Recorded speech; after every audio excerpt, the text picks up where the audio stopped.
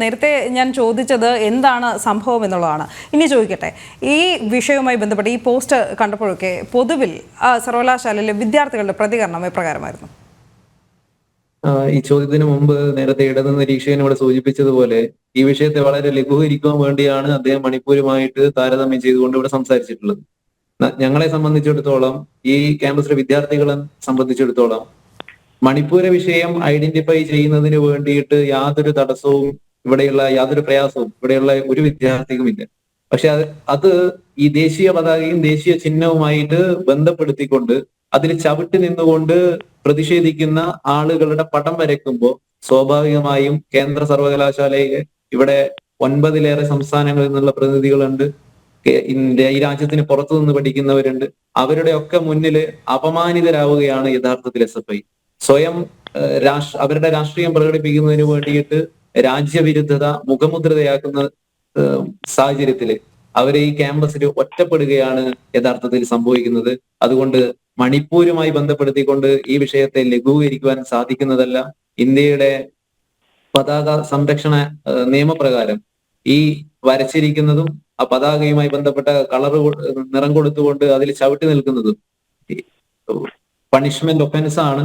അത് നിയമപരമായിട്ട് മുന്നോട്ട് പോകാൻ വേണ്ടി തന്നെയാണ് ABP യൂണിറ്റിന്റെ തീരുമാനം. ഇനി ചോദ്യം ഞാൻ മറന്നുപോയി.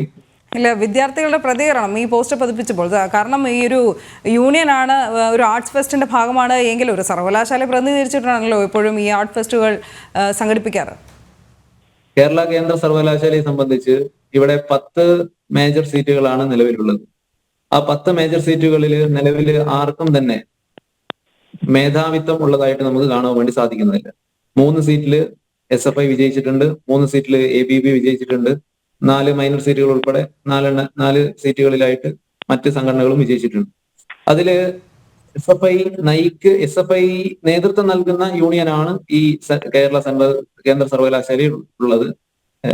SFIയുടെ പ്രതിനിധികളാണ് യൂണിയന്റെ പ്രസിഡന്റ്, സെക്രട്ടറി എന്നീ പദവികളിൽ ഇരിക്കുന്നത്. അവര് നേതൃത്വം നൽകുന്ന യൂണിയനാണ് ഈ പ്രവർത്തനത്തിൽ ഏർപ്പെട്ടിരിക്കുന്നത്.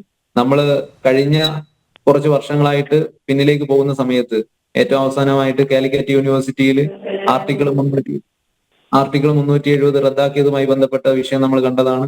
അങ്ങനെ ആർട്ടിക്കിൾ 370 റദ്ദാക്കിയ സമയത്ത് ജമ്മു കാശ്മീരിന്റെ മുകളിൽ മൂത്രമൊഴിക്കുന്ന കഴുതയുടെ പടം വരച്ചുകൊണ്ട് SFI പോസ്റ്ററുകളും ഫ്ലക്സുകളും സ്ഥാപിച്ചത് നമ്മൾ കണ്ടതാണ്. അതിനു മുമ്പ് ബ്രണ്ണൻ കോളേജില് ക്യാമ്പസിനകത്ത് വരച്ചുവെച്ച മാഗസിൻ ഇറക്കിയ സമയത്ത് ആ മാഗസിനിൽ ഉണ്ടായിരുന്നത് സിനിമ തിയേറ്ററിൽ ഇരുന്നു കൊണ്ട് ദേശീയഗാനം ആലപിക്കുമ്പോൾ ലൈംഗികതയിൽ ഏർപ്പെടുന്ന 2 പേരുടെ പടം വരച്ചു വെച്ച പ്രസ്ഥാനമാണ് SFI. അവര് എല്ലാ കാലത്തും ദേശീയ ബിംബങ്ങളെയും ദേശീയ ചിഹ്നങ്ങളെയും ദേശീയ പ്രതീകങ്ങളെയും എതിർത്തുകൊണ്ട് പ്രചരിപ്പിക്കുന്ന